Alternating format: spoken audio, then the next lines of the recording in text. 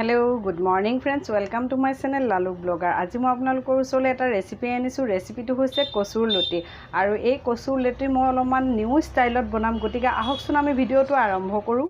এয়া মই কচুৰ লতি লৈছো, এয়া দেখিছে নহয়, আৰু এইখিনি প্ৰথমতে মই ধুই সফা কৰি লম আৰু তাৰ পিছত ইয়াৰ এটা পাতল বাকলি এটা থাকে, সেই পাতল বাকলিটো মই এৰুৱাই লম।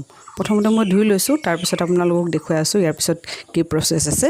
এতিয়া মোৰ কচুৰ লতিখিনি পাতল যিটো বাকলি আছিল এটো গুছাই হৈ গল আৰু ইয়াত লৈছো মই পিয়াজ, সৰু সৰু সাইজৰ দুটা পিয়াজ মই মিহিকৈ কুটি লৈছো, ধনিয়াৰ পাউডাৰ লৈছো, ৰেড চিলি পাউডাৰ লৈছো, আদা নহৰু পেষ্ট আৰু কেঁচা জলকীয়া। এতিয়া মই এই লতিখিনিত অকণমান নিমখ দিম, অকণমান এয়া নিমখ দিছো আৰু অলপ পানী দিছো আৰু এইখিনি এতিয়া ভালকৈ মিক্স কৰি লম।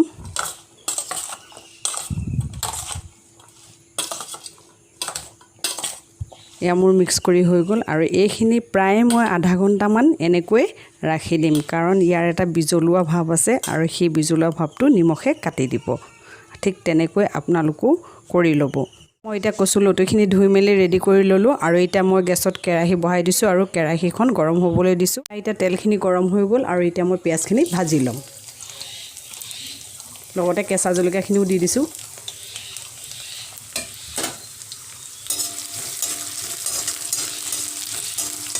এতিয়া মোৰ পিঁয়াজখিনি ভাজি হৈ গ'ল আৰু এতিয়া মই কচুৰ লতিখিনি দি দিছোঁ।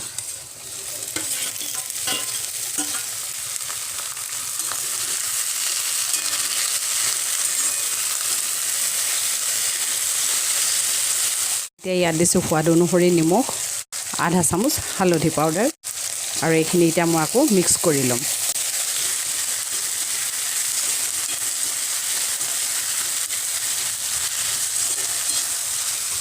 এতিয়া মই দি দিছোঁ আদা নহৰু পেষ্টখিনি আৰু ৰেড চিলি পাউডাৰ আৰু ধনিয়া পাউডাৰখিনি দি দিছোঁ, এয়া কাশ্মীৰী ৰেড চিলি পাউডাৰ।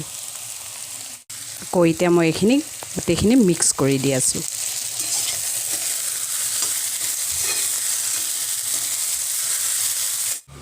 এয়া কচুৰ লতি প্ৰায় মোৰ হৈয়ে গৈছে আৰু মই খুব কম জুইতহে এইখিনি বনাই আছোঁ, মানে জুইৰ ফ্লেমটো একদম ল' কৰি দিছোঁ। আপোনালোকেও জুইৰ ফ্লেমটো ল' কৰি দিব আৰু বৰ বেছিকৈ ঘনাই লৰাই নাথাকিব। মই এনেকৈ লৈছোঁ আৰু দেখিছে নহয়, একেবাৰতে লুটিয়াই লুটিয়াই দিছোঁ। কচুৰ লতি ৰেডি হৈ গ'ল আৰু এতিয়া মই এখন চাৰ্ভিং প্লেটত উলিয়াই লৈছোঁ।